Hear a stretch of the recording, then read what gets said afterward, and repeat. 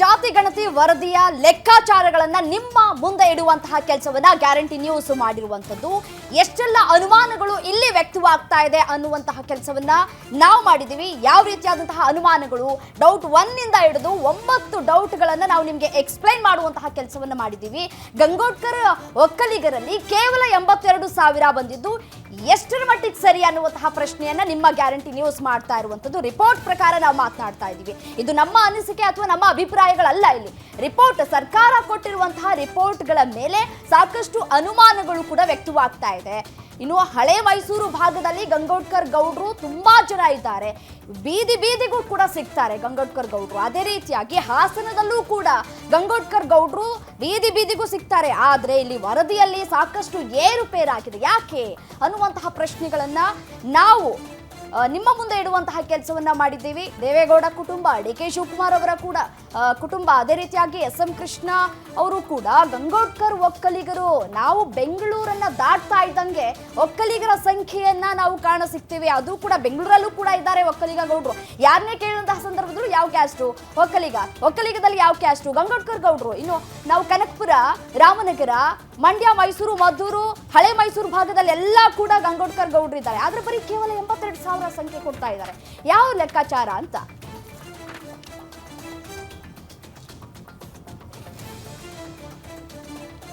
ಇದೇ ವಿಚಾರಕ್ಕೆ ಸಂಬಂಧಪಟ್ಟಂತೆ ಡೀಟೇಲ್ಸ್ ಕೊಡ್ತಾರೆ ನಮ್ಮ political bureau head Maruti Pavagada. News desk ಇಂದ ನೇರ ಸಂಪರ್ಕದಲ್ಲಿ ಜಾಯಿನ್ ಆಗಿದ್ದಾರೆ. ಮಾರುತಿ ಪಾವಗಡ, ಈ ಎಲ್ಲ ವರದಿಯನ್ನು ನಾವು ಗಮನಿಸಿದ್ರೆ ಸಹಜವಾಗಿ ಜನರಿಗೂ ಕೂಡ ಬಹಳಷ್ಟು ಅನುಮಾನ ಇತ್ತು. ಆದರೆ ಆ ಅನುಮಾನವನ್ನು ಗ್ಯಾರಂಟಿ ನ್ಯೂಸ್ ಇವತ್ತು ಜನರ ಮುಂದೆ ಇಡುವಂಥ ಪ್ರಯತ್ನವನ್ನು ಪಡ್ತು. ಈ ಒಂದು ವರದಿ ಅವೈಜ್ಞಾನಿಕವಾಗಿದೆ ಅಂತ ಏನು ನಾವು ಕೇಳ್ಪಟ್ಟಿದ್ವಲ್ಲ, ಅದು ನಿಜ ಅಂತ ಅನಿಸ್ತಾ ಇದೆ ಇದನ್ನೆಲ್ಲ ನೋಡ್ತಾ ಇದ್ರೆ. ರಾತ್ರಿ ಸೋರಿಕೆಯಾದಂತಹ ಈ ಅಂಕಿಅಂಶಗಳನ್ನು ಸಿಕ್ಕ ಬಳಿಕ ಇಡೀ ರಾಜ್ಯಾದ್ಯಂತ ರಾಜಕೀಯದಲ್ಲಿ ಅಲ್ಲೋಲ ಕಲ್ಲೋಲಗಳು ಸೃಷ್ಟಿಯಾಗಿರುವಂಥದ್ದು ನಿಜ. ಸ್ವತಃ ಕಾಂಗ್ರೆಸ್ನ ಶಾಸಕರು ಮತ್ತು ಸಚಿವರುಗಳಿಂದಲೇ ಈ ಜನಗಣತಿಯ ಅಲ್ಲಿ ಉಲ್ಲೇಖ ಆಗಿರುವಂತಹ ಅಂಕಿಅಂಶಗಳ ಬಗ್ಗೆ ಅಸಮಾಧಾನಗಳು ವ್ಯಕ್ತವಾಗ್ತಾ ಇವೆ. ಅದರಲ್ಲೂ ಸಿದ್ದರಾಮಯ್ಯ ಬಣದಲ್ಲಿ ಗುರುತಿಸಿಕೊಂಡಿರುವಂತಹ ಹಲವು ನಾಯಕರುಗಳೇ ಈ ಅಂಕಿಅಂಶಗಳ ಬಗ್ಗೆ ಅಸಮಾಧಾನವನ್ನು ವ್ಯಕ್ತಪಡಿಸ್ತಾ ಇದ್ದಾರೆ. ಕಳೆದ 6-7 ವರ್ಷಗಳಿಂದಲೂ ಕೂಡ ಈ ರಿಪೋರ್ಟ್ ಬಗ್ಗೆ ಬಹಿರಂಗವಾಗಿ ಸಾರ್ವಜನಿಕವಾಗಿ ಆಕ್ಷೇಪ ಮತ್ತು ಅಸಮಾಧಾನಗಳು ವ್ಯಕ್ತವಾಗಿದ್ದು ನಿಜ. ಆದರೆ ನಿನ್ನೆ ರಾತ್ರಿ ಯಾವಾಗ ಖಚಿತವಾದಂತಹ ಒಂದು ಅಂಕಿಅಂಶಗಳು ಮಾಧ್ಯಮಗಳಲ್ಲಿ ಸಿಕ್ತು, ಅದರಲ್ಲೂ ಗ್ಯಾರಂಟಿ ನ್ಯೂಸಲ್ಲಿ ಈ ವಿಚಾರ ರಾತ್ರಿ 9 ಗಂಟೆಯಲ್ಲೇ ಈ ಸುದ್ದಿಯನ್ನು ನಾವು ಬ್ರೇಕ್ ಮಾಡಿದ್ವಿ. ಯಾವ್ಯಾವ ಜಾತಿಯ ಬಲ ಎಷ್ಟೆಷ್ಟಿದೆ ಅನ್ನುವಂಥದ್ದು. ಅದರಲ್ಲೂ ಹಳೆ ಮೈಸೂರು ಭಾಗದಲ್ಲಿ ಸುಮಾರು 60ಕ್ಕೂ ಅಧಿಕ ವಿಧಾನಸಭಾ ಕ್ಷೇತ್ರಗಳಲ್ಲಿ, ಸುಮಾರು 8ಕ್ಕೂ ಅಧಿಕ ಲೋಕಸಭಾ ಕ್ಷೇತ್ರಗಳಲ್ಲಿ ನಿರ್ಣಾಯಕ ಆಗಿರುವಂತಹ ಒಕ್ಕಲಿಗ ಸಮುದಾಯದ ಜಾತಿ ಗಣತಿ ಬಗ್ಗೆ ಭಾಳಷ್ಟು ಅಸಮಾಧಾನಗಳು ಕೇಳಿಬರ್ತಾ ಇದ್ದಾವೆ. ಬಿಡುಗಡೆ ಆಗಿರುವಂತಹ ಅಂಕಿಅಂಶಗಳನ್ನು ನೋಡಿದ್ದೆ ಆದರೆ ಈಗ ಇರುವಂತಹ ಸಮುದಾಯಗಳ ಪೈಕಿ 6ನೇ ಸ್ಥಾನದಲ್ಲಿ ಒಕ್ಕಲಿಗ ಸಮುದಾಯ ಕಾಣಿಸ್ಕೊಳ್ತಾ ಇದೆ. ಅದರಲ್ಲೂ ಒಕ್ಕಲಿಗ ಹಾಗೂ ಉಪಜಾತಿಗಳು, ಏನು ಒಕ್ಕಲಿಗ ಸಮುದಾಯದ ಉಪಜಾತಿಗಳು ಏನಿದಾವೆ, ಇದರಲ್ಲಿ ಬಹಳಷ್ಟು ಅನುಮಾನಗಳು ಕಾಡ್ತಾ ಇರುವಂಥದ್ದು. ಹೀಗಾಗಿ ಈ ಹಿಂದೆ BJP JDS ಸೇರಿದಂತೆ ಹಲವು ನಾಯಕರು ಇದು ವೈಜ್ಞಾನಿಕವಾಗಿಲ್ಲ ಅನ್ನುವಂಥದ್ದನ್ನು ಒತ್ತಿ ಹೇಳಿದರು.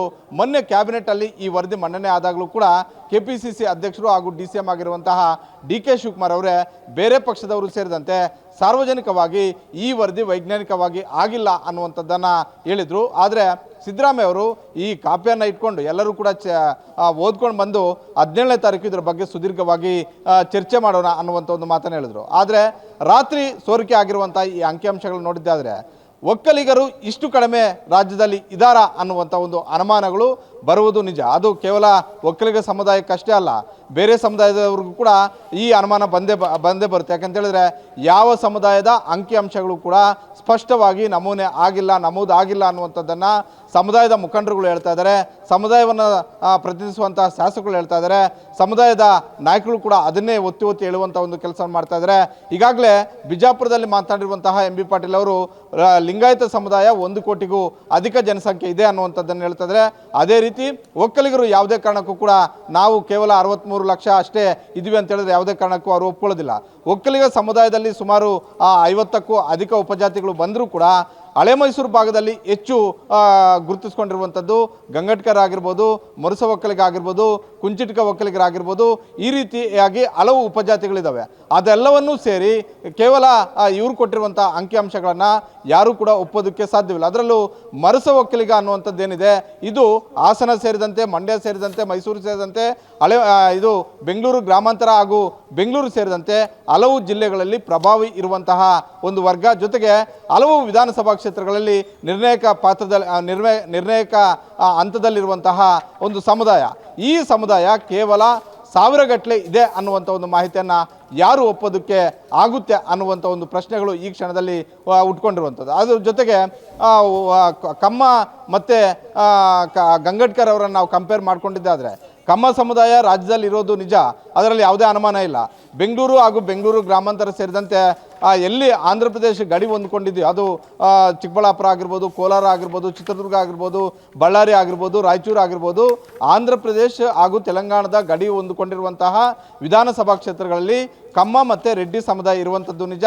ಆದರೆ ಈಗ ಸಿಕ್ಕಿರುವಂತಹ ಅಂಕಿಅಂಶಗಳ ಪ್ರಕಾರ ಗಂಗಟ್ಕರ್ಗಿಂತಲೂ ಕೂಡ ಕಮ್ಮ ಸಮುದಾಯ ಹೆಚ್ಚಿದೆ ಅನ್ನುವಂಥದ್ದನ್ನು ಈ ಅಂಕಿಅಂಶಗಳು ಹೇಳ್ತಾ ಇದ್ದಾವೆ. ಇದರಲ್ಲಿ ಬಹಳಷ್ಟು ಸ್ಪಷ್ಟವಾಗಿ ಗೊತ್ತಾಗುತ್ತೆ, ಇವರು ನೇರವಾಗಿ ಮನೆ ಮನೆಗೂ ಹೋಗಿ ಭೇಟಿ ಮಾಡ್ಕೊಂಡು ಹೋಗಿ ಅಂಕಿಅಂಶಗಳನ್ನು ಬರ್ಕೊಂಡು ಬಂದ್ರ, ಅವರ ಜಾತಿಯ ಹೆಸರನ್ನು ಕೇಳಿ ನಮೂದು ಮಾಡ್ಕೊಂಡು ಬಂದ್ರ, ಇಲ್ಲವೇ ಎಲ್ಲಾದರೂ ಕೂತ್ಕೊಂಡು ಬರ್ಕೊಂಡು ಬಂದ್ರ ಅನ್ನುವಂತಹ ಅನುಮಾನಗಳನ್ನು ಯಾವ ರೀತಿಯಾಗಿ ಸಾರ್ವಜನಿಕವಾಗಿ ಚರ್ಚೆ ಆಗ್ತಿತ್ತೋ, ಯಾವ ರೀತಿಯಾಗಿ BJP ಮತ್ತು JDS ಅವರು ಆರೋಪ ಮಾಡ್ತಿದ್ರೋ ಅದಕ್ಕೆ ತಕ್ಕಂತೆ ಈ ರಿಪೋರ್ಟ್ ಇದೆಯಾ ಅನ್ನುವಂಥ ಒಂದು ಅನುಮಾನಗಳು ಇರುವಂಥದ್ದು ನಿಜ.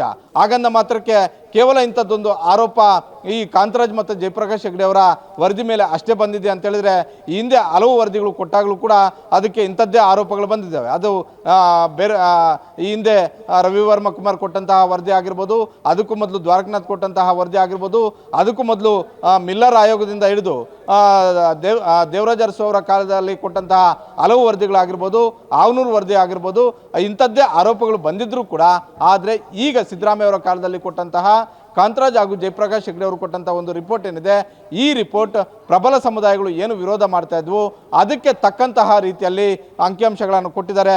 ಎಲ್ಲೋ ಒಂದು ಕಡೆ ಅವ್ರಿಗೆ ಬೇಕಾದಂತಹ, ಅದರಲ್ಲೂ ಅಹಿಂದ ವರ್ಗದ, ಅದು ಮುಸ್ಲಿಂ ಜಾತಿ ಗಣತಿ ಆಗಿರ್ಬೋದು, ಹಿಂದೂ 2A ಇಂದ 2Bಗೆ ಹೋಗಿರುವಂತಹ ಕುರುಬ ಮತ್ತು ಇನ್ನಿತರ ಸಮುದಾಯ, ಯಾದವ ಸೇರಿದಂತೆ ಹಲವು ಸಮುದಾಯಗಳ ಜನಸಂಖ್ಯೆ ಜಾಸ್ತಿ ಆಗಿದೆ ಅನ್ನುವಂಥದ್ದನ್ನು ಬಿಂಬಿಸಿದ್ದಾರೆ ಅನ್ನುವಂಥ ಒಂದು ಆರೋಪ ಏನಿತ್ತು, ಆ ಆರೋಪಕ್ಕೆ ತಕ್ಕಂತೆ ಮಾಹಿತಿ ಇದೆ ಅನ್ನುವಂಥದ್ದು ಮೇಲ್ನೋಟಕ್ಕೆ ಗೊತ್ತಾಗ್ತಾ ಇರುವಂಥದ್ದು.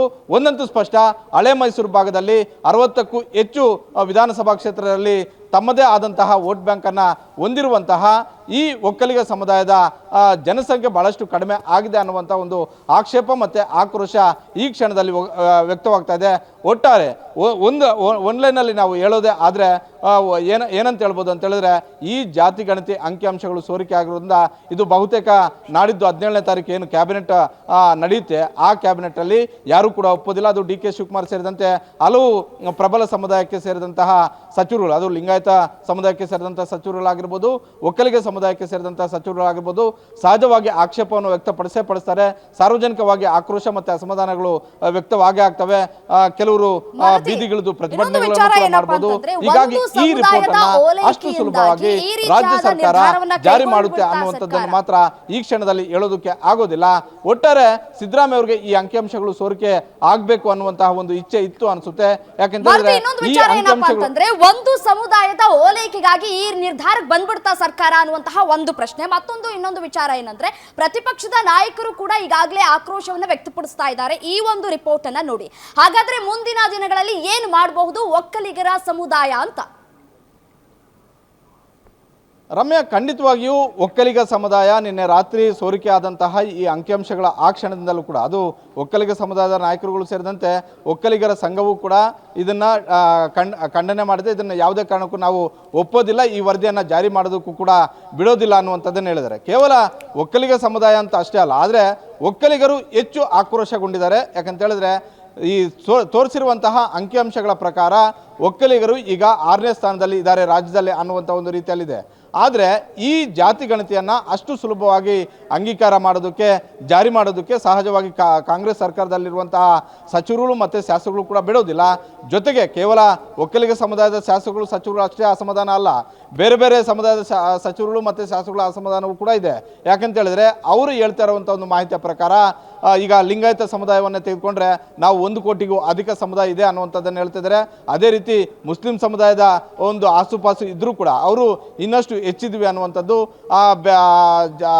ದಲಿತ ಸಮುದಾಯದ ಅಂದರೆ SCಗೆ ಸೇರುವಂತಹ ದಲಿತ ಸಮುದಾಯಗಳ 105 ಜಾತಿಗಳೇನಿದ್ದಾವೆ, ನಮ್ಮ ಜನಸಂಖ್ಯೆ 1 ಕೋಟಿಗೂ ಅಧಿಕ ಆಗುತ್ತೆ. ಈಗ ಅವರನ್ನು 1 ಕೋಟಿ ದಾಟಿಸಿದ್ದಾರೆ, ಇನ್ನೂ ಕೂಡ ನಾವು ಅಧಿಕ ಇದ್ದೀವಿ ಅನ್ನುವಂಥದ್ದನ್ನು ಹೇಳ್ತಿದ್ದಾರೆ. ಹೀಗಾಗಿ ಇದನ್ನು ಮತ್ತೆ ಮರುಪರಿಶೀಲನೆ ಮಾಡುವಂಥ ಅಗತ್ಯತೆ ಸರ್ಕಾರದ ಮುಂದೆ ಬರ್ಬೋದು. ಕ್ಯಾಬಿನೆಟಲ್ಲಿ ಚರ್ಚೆ ಮಾಡುವಂಥ ಒಂದು ಸಂದರ್ಭದಲ್ಲಿ ಪ್ರಬಲವಾಗಿ ಒಕ್ಕಲಿಗ ಸಮುದಾಯದ ಸಚಿವರು ವಿರೋಧ ಮಾಡಿದ್ರು ಕೂಡ ಅಂಕಿಅಂಶಗಳ ಬಗ್ಗೆ ಹಲವು ಸಮುದಾಯದ ನಾಯಕರು ಕೂಡ ಹಲವು ಸಮುದಾಯದ ಸಚಿವರು ಕೂಡ ವಿರೋಧ ಮಾಡುವುದು ಸಹಜವಾಗಿ ಇದ್ದೇ ಇರುತ್ತೆ. ಮುಖ್ಯಮಂತ್ರಿ ಸಿದ್ದರಾಮಯ್ಯ ಅವರಿಗೆ ಶಾಸಕರು ಕೂಡ ಒತ್ತಡವನ್ನು ತರ್ತಾರೆ. ಹೀಗಾಗಿ ಬಹುತೇಕ 17ನೇ ತಾರೀಕು ನಾವು ಜಾರಿ ಮಾಡ್ತೀವಿ ಅಂತ ಸಿದ್ದರಾಮಯ್ಯ ಅವರು ಹೇಳೋದಿಲ್ಲ. ಇದನ್ನು ಬೇರೆ ರೂಪದಲ್ಲಿ ಅಂದರೆ ಇದನ್ನು ಎಲ್ಲೆಲ್ಲಿ ಗೊಂದಲಗಳಾಗಿದ್ದಾವೆ, ಎಲ್ಲೆಲ್ಲಿ ತಪ್ಪುಗಳಾಗಿದ್ದಾವೆ, ಆ ತಪ್ಪುಗಳನ್ನು ಸರಿಪಡಿಸೋದಕ್ಕೆ ಏನೆಲ್ಲ ಮಾಡಬೇಕು ಯಾಕಂತ ಹೇಳಿದ್ರೆ ಈ ರಿಪೋರ್ಟನ್ನು ಜಾರಿ ಮಾಡೋದರ ಮುಖೇನ ಮುಂದೆ ಕಾಂಗ್ರೆಸ್ ಸರ್ಕಾರವು ಕೂಡ ಹಲವು ಸಮಸ್ಯೆಗಳನ್ನು ಎದುರಿಸಬೇಕಾಗುತ್ತೆ. ನೇರವಾಗಿ ಸಿದ್ದರಾಮಯ್ಯ ಅವರು ಕೂಡ ರಾಜಕೀಯವಾಗಿ ಹಲವು ಸಮಸ್ಯೆಗಳನ್ನು ಎದುರಿಸಬೇಕಾಗುತ್ತೆ.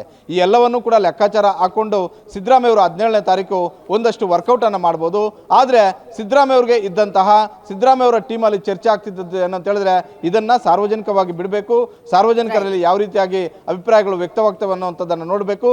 ಜೊತೆಗೆ ಕಾಂಗ್ರೆಸ್ ಹೈಕಮಾಂಡ್ ಮುಂದೆ ನಾನು ಎಷ್ಟು ಸಮುದಾಯಗಳನ್ನು ಪ್ರತಿನಿಧಿಸ್ತೀನಿ, ನನ್ನ ಸಮುದಾಯಗಳ ಶಕ್ತಿ ಎಷ್ಟಿದೆ. ಮೊದಲಿಂದಲೂ ಕೂಡ 2004ರಿಂದ ಸಿದ್ದರಾಮಯ್ಯ ಅವರು ಅಹಿಂದ ಆರಂಭ ಮಾಡಿ ಇವತ್ತಿನವರೆಗೂ ಕೂಡ ನಾನು ಅಹಿಂದ ನಾಯಕ ಅಂತ ಪದೇ ಪದೇ ಒತ್ತಿ ಹೇಳುವಂಥ ಒಂದು ಕೆಲಸವನ್ನು ಮಾಡ್ತಾರೆ. ಇವತ್ತು ಸೋರಿಕೆ ಆಗಿರುವಂತಹ ಈ ಅಂಕಿಅಂಶಗಳಲ್ಲಿ ಅಹಿಂದದ ಸಂಖ್ಯೆ ಜಾಸ್ತಿ ಇದೆ, ಇದರಲ್ಲಿ ಯಾವುದೇ ಅನುಮಾನವೂ ಕೂಡ ಇಲ್ಲ. ಇದು ಕಾಂಗ್ರೆಸ್ ಹೈಕಮಾಂಡ್ಗೆ ಗಮನಕ್ಕೆ ತರುವಂಥ ಒಂದು ಕೆಲಸವೂ ಕೂಡ ಆಗಿರ್ಬೋದು. ಅದೇ ರೀತಿ ರಾಜ್ಯದಲ್ಲಿ ಒಕ್ಕಲಿಗರ ಸಂಖ್ಯೆ ಎಷ್ಟಿದೆ, ಒಕ್ಕಲಿಗರ ಪ್ರಾಬಲ್ಯ ಎಷ್ಟಿದೆ, ಲಿಂಗಾಯತರ ಸಂಖ್ಯೆ ಎಷ್ಟಿದೆ, ಲಿಂಗಾಯತರ ಪ್ರಾಬಲ್ಯ ಎಷ್ಟಿದೆ ಅನ್ನುವಂಥದ್ದನ್ನು ಕಾಂಗ್ರೆಸ್ ಹೈಕಮಾಂಡ್ ಗಮನಕ್ಕೆ ತರುವಂತಹ ಒಂದು ಕೆಲಸವನ್ನು ಮಾಡಿದ್ರು. ಹೀಗಾಗಿ ಮುಂದಿನ ದಿನಗಳಲ್ಲಿ ಒಂದು ವೇಳೆ ನನ್ನನ್ನು ಟಚ್ ಮಾಡಿದ್ದೆ ಆದರೆ ಎಷ್ಟು ರಾಜಕೀಯವಾಗಿ ಪರಿಣಾಮಗಳು ಎದುರಾಗಬಹುದು ಅನ್ನುವಂಥ ಒಂದು ಮೆಸೇಜ್ ಕಳಿಸುವಂತಹ ಒಂದು ರೀತಿಯಲ್ಲಿ ಈ ಅಂಶಗಳು ಕೂಡ ಸೋರಿಕೆ ಆಗಿರ್ಬೋದು. ಹೀಗಾಗಿ ಯಾರಿಗೆ ಲಾಭ ಯಾರಿಗೆ ನಷ್ಟ ಆಗುತ್ತೋ ಗೊತ್ತಿಲ್ಲ, ಆದರೆ ಸಿದ್ದರಾಮಯ್ಯ ಅವ್ರಿಗಂತೂ ಈ ಕ್ಷಣಕ್ಕೆ ಒಂದಷ್ಟು ರಾಜಕೀಯ ಲಾಭ ಆಗೋದ್ರಲ್ಲಿ ಯಾವುದೇ ಅನುಮಾನ ಇಲ್ಲ. Ramya. Right Maruti, thank you ತಮ್ಮೆಲ್ಲ ಕಂಪ್ಲೀಟ್ ಮಾಹಿತಿಗಾಗಿ. ಇನ್ನು ಸರ್ಕಾರ ಒಂದು ವಿಚಾರವನ್ನ ಹೇಳಿದೆ, 37 ಲಕ್ಷ ಜನರು ಕೂಡ ಭಾಗಿಯಾಗಿಲ್ಲ ಅನ್ನೋದು ಕೂಡ ಮೆನ್ಷನ್ ಮಾಡಿರುವಂಥದ್ದು. ಸೊ ಹಾಗಾಗಿ ಕಾದ್ ನೋಡೋಣ.